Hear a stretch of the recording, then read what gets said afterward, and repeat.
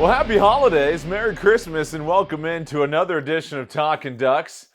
This week's episode, we're sponsored by coffee. No brand in particular, just coffee, because my twins did not sleep at all over the last couple of days. They've been running all over the place over the last couple of nights. And speaking of running all over the place, that's what the Ducks did against JMU in the first half in that game at Autzen Stadium in the first round playoff. But the second half was a little bit closer, and with that, we bring in the rest of the crew. Aaron Fentress, and of course, George Wrighster. Anthony Newman is off doing very important things, but we'll certainly catch up with him next week. But let's start with you here, Aaron. This was a game that many people didn't feel like was going to be close between Oregon and JMU. It certainly looked that part in the first half. Everybody was tweeting, oh, get JMU out of here. Imagine if Notre Dame was here. And then, before it's all said and done, Aaron, I think one of us predicted that Oregon wasn't going to cover the spread.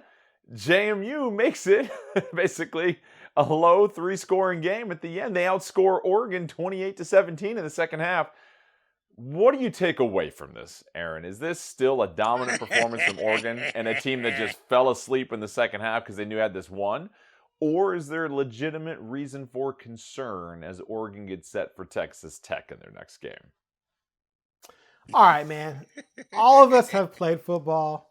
I've coached some football. We've all been blown out. We've all blown out other teams. It is human nature to have your overall intensity fall off a bit when you're whooping up on somebody and you realize they can't touch you.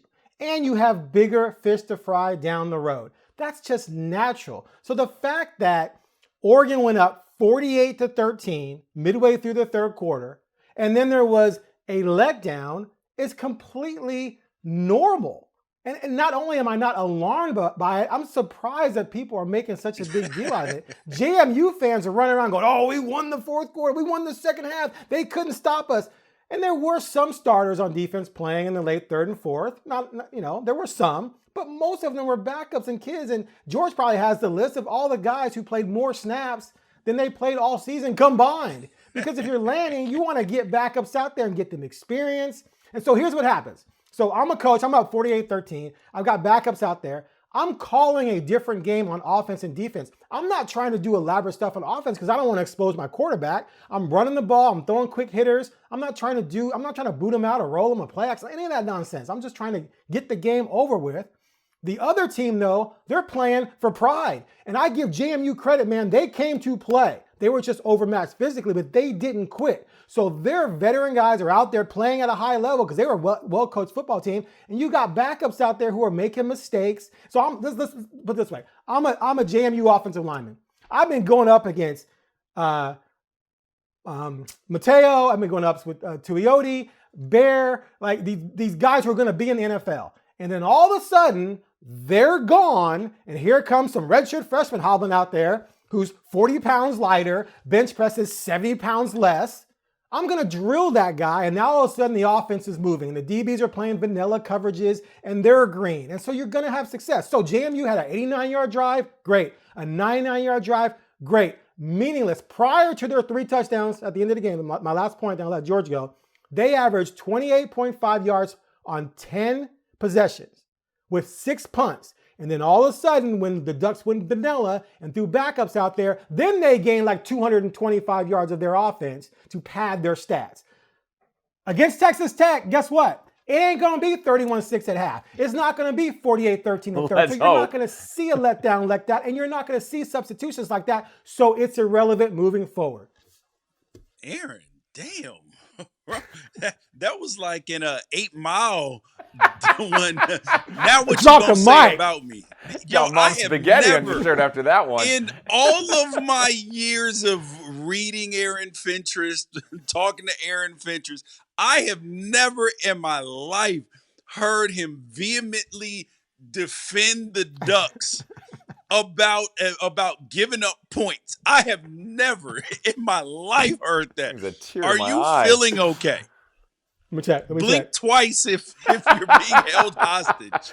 Does Joey have you captive right now, Aaron? Yes. Yeah. Joey's standing right over there going, no, it's that. Well, now we know where Newman is. He's standing behind the camera, menacing. No, on a With a serious baseball note, bat. though, Aaron is 100% right. Yeah. Thank you. Is that and here's some of the stats. Alford played Naeem Alford, the cornerback, played 48 plays. His next highest was even relatively close to that. Rutgers and Montana State. Blake Purchase, 44 plays. His next highest was Northwestern. So you know how long ago that was? Porter, 31 snaps. His next highest was Oklahoma State. Green had 28 snaps. Austin had 24, 7 more than any other game. Johnson and Johnson at defensive tackle had their most snaps. And then Oregon even played 3 linebackers. Platt got 13 plays, Williams got 10 plays, and Nix even got 5 plays. And they're still eligible to redshirt. So all of these people, those JMU people pointing to like, oh, there was a starter there. Was a starter there. Because they can't just throw all backups in. That would be disrespectful to a U. So what they did is they mixed in some starters with some backups and then switched other people out, just constantly trying to find spots for people to play. As a Duck fan, do you like giving up points in that situation? No. It's not fun. It gets on your nerves. But the reality is that it's human nature to, when you are dominating somebody so badly and you know that they cannot win, that there is a natural letdown. Think about, we just saw this in the Alabama-Oklahoma game. Oklahoma got up 17-0. And they started and they got, they started feeling good about themselves, and then all of a sudden, 4th down, give up. Then all of a sudden you're not focused on a punt. And you drop the punt. And then you throw a raggedy pick 6, and now it's 17-17. These are the things that happen because it is hard to keep that level of intensity and focus when you are that far in front for the entire game. And then the thing that creeps in players' minds is, man, like, let me not get hurt right here. We got bigger games to play. And those little bitty thoughts are the things that change the energy. One person's intensity goes down. Next person's intensity goes down. All of a sudden, missed tackle and dudes out the gate for 50 yards. So The only thing that I didn't like was giving up so many explosive plays, because that hasn't been the hallmark of this team all season. But I promise you this, Texas Tech fans that were watching that game in the second half, because I saw them a lot on Twitter, they're like, oh my God, look at this Oregon defense. We'll shred them up. Okay, you can think that if you want to. You will come to find out, because truthfully, nobody has shredded them up the entire season. Not even Indiana shredded them up. Indiana just paper cut them all game. Right. The only time the Ducks have been shredded this season on defense was, I guess, maybe the 4th quarter at Penn State and the 4th quarter against JMU in a playoff game where you were up 35. Okay. Yeah. Yeah. Okay. Very good points from both of you. And I will say this to credit JMU, the pride they played with. And I can imagine, Absolutely. We've played football. That halftime locker room speech for JMU was, flush out the first half. Let's go out and win the second half. Let's play with pride. And I think a lot of those players realized it's their final game of the year. You're going to put out extremely hard effort. You realize you could be putting some game film out there on national TV if you're trying to hit the transfer portal or get a bag to go up to the group of 4 possibly. And it's your coach's last game as the head coach. So either way, I think JMU had a lot to play for in that second half. And listen, as one of those guys that would step onto the field and maybe didn't have too many snaps earlier in the season in this situation, I know how it goes. You go out there, all of a sudden the game feels a lot faster than being on scout team during practice during the week. You make a few mistakes here and there. The play calling is very vanilla. So I agree with you both. I think for Oregon, what you saw in the first half is more indicative of where this team is at. And I'm also just glad Oregon got through this game relatively healthy, number one. And then number two, you get a chance to shake the rust off. Because I'll say this, it feels like a long time to sit here and not play if you didn't have this game. If you go from the end of the regular season to then the semifinal, it's hitting me how long of a time it was when you look back at last year and just how long Oregon had to sit and then try to rev it up in a neutral site against Ohio State. So I think all things considered, you can look at the score, you can look at the way that JMU, quote, beat Oregon in the second half. And Lanning's saying what he has to say, right? I completely agree with his messaging as far as you don't want to walk off the field with that point differential, regardless of who was on the field at the end, and talk about how great of a game you played, because the last thing you want is any type of complacency as you get set to play a ferocious Texas Tech defense and a team that's going to be really hungry. So all around, I think the game couldn't have gone any better for Oregon, regardless of the score. But then exactly. Let me make this point real quick, because this is perfect for Lanning, because now Lanning can say, look, you guys aren't that good. Don't rest on your laurels. Look how we played in the fourth quarter. And the start, like guys like Bryce and Mateo are gonna be like, it wasn't me, right? but they were out there for some of it. But they're gonna know that you need your backups to play better. And there's a standard. They talk about the standards, just like the Northwestern game. They gave up that 70-something yard touchdown run in the fourth quarter. A bunch of backups out there, and Lanning used that as fuel and as a calling card for we have to play with a higher standard, even though Northwestern has scholarship players too. And they took advantage of your youngsters and they made a play. That's going to happen, but the coach can use that to, show his team that, hey, maybe you're not all that in the bag of chips moving forward, even though the coaches know darn well why those things happen. Yeah, it's a really good. I love though to go back to the overall game though. I love that it was a home game in Autzen Stadium. And truthfully, Dan said this the other day, and I've been saying this for a while, is that if you have a bye, your reward should be getting to play at home. Yes. That's what it should be. So because you're already at a disadvantage with having 25 days off between games, or possibly like had Oregon not gotten the 5 seed, had Texas Tech lost and they bumped them up to the 4 seed, hell, they would have been off for 30 some odd days, over a month. That if we see this year where the top 4 seeds either all lose or start off slow, there's going to be significant change, because that would be back-to-back years that the top 4 seeds lost because they had buys. And truthfully, all of them started slow last year. Oregon, Georgia, Arizona State, and Boise State all started the first half slow. Now, granted, Arizona State kept the game. They were able to, take. Should have won the game. It's a bad call at the end. Boise State came back. Georgia game was close at first, but all of them started out slow, which is not good, and it's a sign when all of the coaches, when Kirby Smart and Dan Lanning both were like, we don't really want to buy. Yeah, I mean, I agree. I think you'd have to ask the Bulls, are they okay with having, essentially a B option bowl matchup, right? Because that's what you're doing. You're swapping out what these 4 games are, the bowl game. Let's say the Orange Bowl right now, which is Texas Tech versus Oregon. Is the Orange Bowl going to be happy if that was Oregon versus JMU? And you should put it in the first round. Yep, I agree. I'm with you. I think second round at home. I think if you get a bye in the first round, you absolutely should be rewarded with a home game, because that'll be a banger of a game as well too. Yep. You either get that group of 5 that upset somebody and is coming in to play you, or you're getting Texas Tech hosting Oregon and a home playoff game to go to the national semifinal. That'd be crazy. Do you know how difficult that would be to go to Lubbock in a playoff game? Hey, listen, it's difficult to go to Lubbock at any time. I'll tell you that much. There's only 2 airports that go direct there. So I couldn't even get there direct when I lived in Atlanta, for crying out loud. So I know, right? But Aaron and George, this brings up a. Oh, go ahead. One more point, Aaron. Yeah. This is my Christmas present. When we had the 14 playoff, the Final Four were 2 of the major bowls, and the championship game was one of the major bowls, right?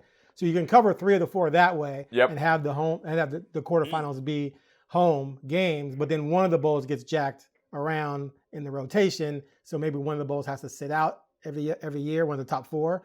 Otherwise, they're not going to do it, because you want those 4 bowls to be marquee matchups. Or you just add 3 more bowls, and it's like you got 4 bowls in the first round, and then you've got, someone's got to figure it out. But that's neither here nor there. But one thing that many people were discussing after this weekend was the inclusion of group of 5 teams in the playoff and the automatic bids. We saw 2 teams this year, Tulane, JMU. The games weren't even close in the first half. And you had a lot of people saying, you can't give the automatic bids anymore to the group of 5. Or the group of 5 needs to be in the top 16 or top 12 in order to get an automatic Top bid. 12, Or yes. the group of 5 should just have their own playoff. They should just cut it off between group of 4, group of 5. They can do their own thing, and the group of 4 should compete. I still feel like it's a very small sample size, but what are your guys' thoughts now that we've had 2 years of a sample size, essentially, of how group of 5 teams have done, and they've gone 0-3 in the last 2 years? Well, George, you go first so I can shred you. I hate it. If you want to use the argument about margin of victory as reason for their inclusion, that's a stupid reason. Because last year, there were no group of 5 teams that played in the opening round, and the average margin of victory was 19.25. Tennessee so got margin spanked. of victory as the argument is stupid. However, if you do want to make an argument, what you can argue is that their schedules are not the same. That they're playing 2 different levels of college football.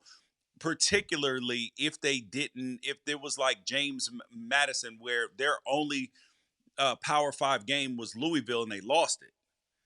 So if like you can make the argument, but you got to make it a different way and not by the margin of victory.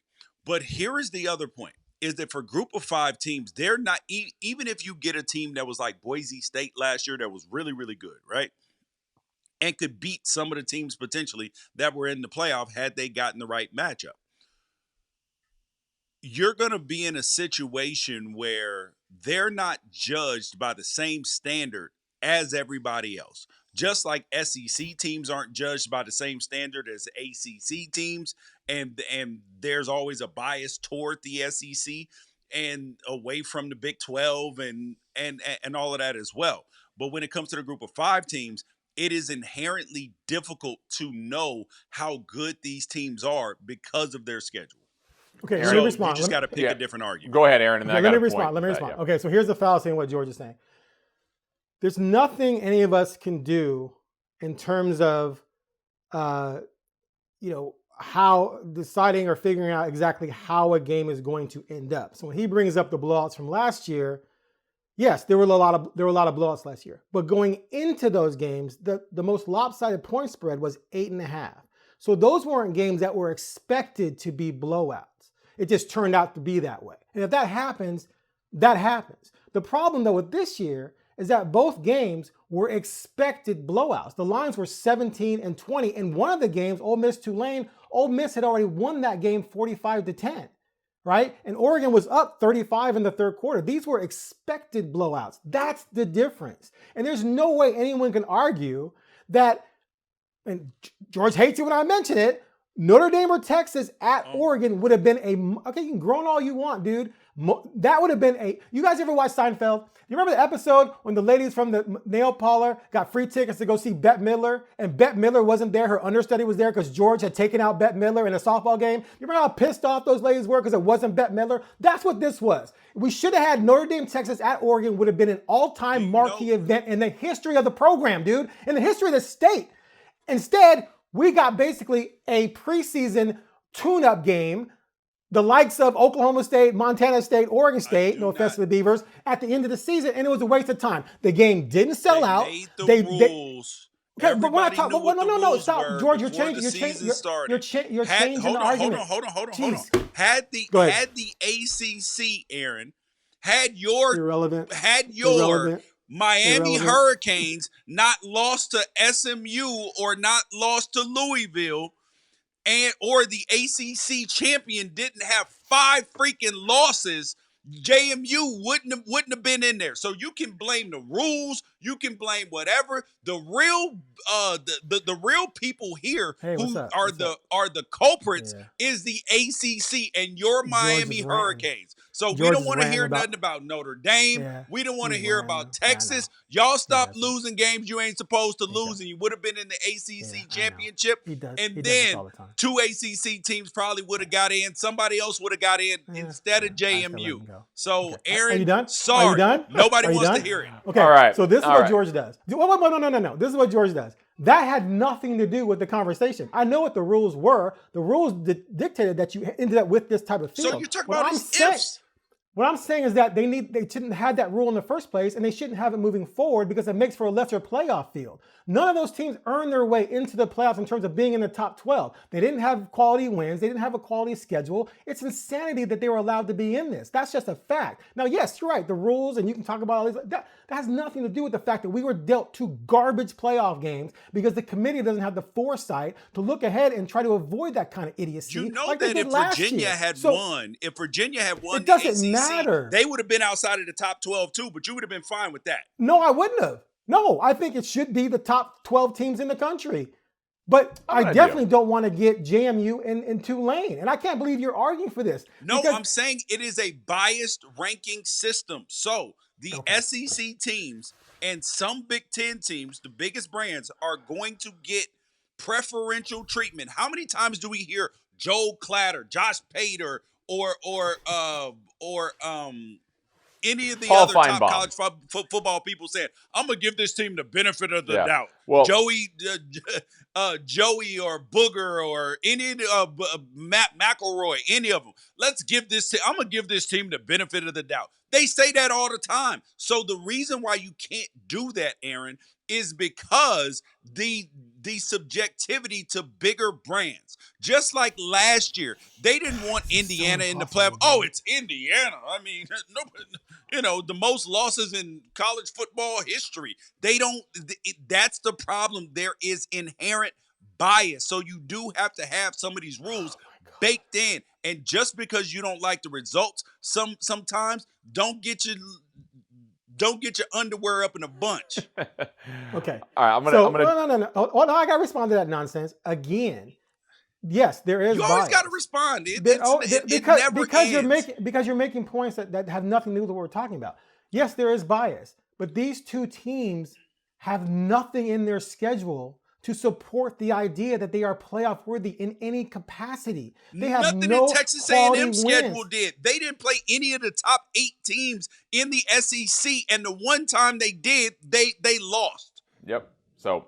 Okay, that's All right. fine. Their schedule was still stronger than both Tulane and JMU combined. All right, But anyway, I'm move on. done, Move George. on. Points. Move on. Couple Move on. points Had and a couple had tweaks JMU here. gotten in over Oregon, you would not be making any of these arguments. Couple But move points, ahead. couple Go tweaks here. So number one, I think strength of schedule is an argument. I will say this though. A group of 5 school is extremely hard pressed to get a group of 4 school to come and play them at their group of 5 schools place. They're almost always having to go on the road early in the season. And I would argue the teams that are 10 through 14 in the rankings haven't won a tremendous amount of quality road games against group of 4 opponents. They certainly win conference road games, but they aren't beating playoff caliber teams on the road early in the season, or else they'd be ranked higher. So JMU's never going to get a group of 4 team to come to JMU and agree to a home and home. They're going to have to go on the road to beat them. But that being said, they certainly don't have the entire body of work. Number 2, the group of 5, I think, needs to do a better job of understanding who truly is the best team amongst the group of 5, regardless of losses. I'll say this. I called 2 UNLV football games this year. They were far and away, in my opinion, better than JMU. They had a tougher schedule, having to navigate the Mountain West against some really good teams in Boise State and New Mexico. I think UNLV would have given a better game than either Tulane or JMU. It's just their schedule was slightly tougher, and if you get 2 losses in the group of 5 compared to a team that's 10-1, that's an issue. You're always going to have a couple of teams that go undefeated in the American or the Sun Belt and on paper look great, but in my opinion, there's still a handful of group of 5 teams that would be better. I would have loved to have seen Navy lined up against any of these teams. That would have been interesting to see these teams go against a triple option. The third point is, if we are looking at trying to find some balance to expand this playoff, why not add a play-in game or 2? where now you've got the group of 5 that's got to beat the 14 seed, it's got to beat a 15 seed, and then the winner of that game plays a group of 5. Waste of time. Completely disagree, and we'll get to that next week. But I'll say this. I think it's still a small sample size. Last year, Boise State was a group of 5. They got a first-round bye. Imagine if Boise had played Tennessee last year. I think Boise hosting Tennessee, they would have beat Tennessee, and we would have been, oh, look at this, a group of 5 beat an SEC school. And then I think this year, JMU draws essentially a number 5 Oregon team. You can make an argument is in the same tier as Texas Tech, Georgia, and Ohio State based upon their only loss. And then Ole Miss is still a really, really good 6 seed.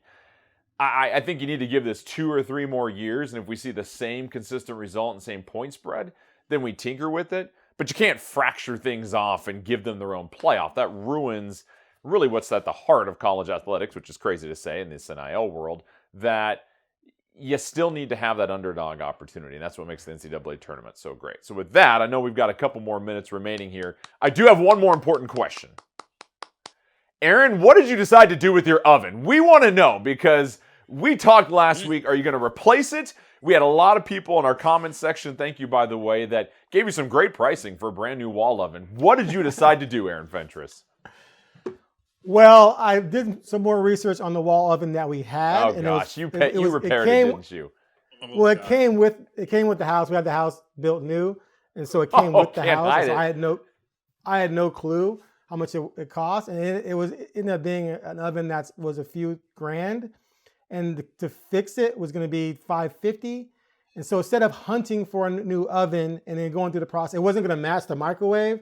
You have to find one that fits. You got to then you got to have someone install it, which is going to cost money. I was just like, you know what, $550, I can get this thing done in a couple hours. Actually, took 20 minutes. Okay. And I just went the easy route. So as we sign off and say Merry Christmas and Happy Holidays to everybody. How long before this thing breaks again?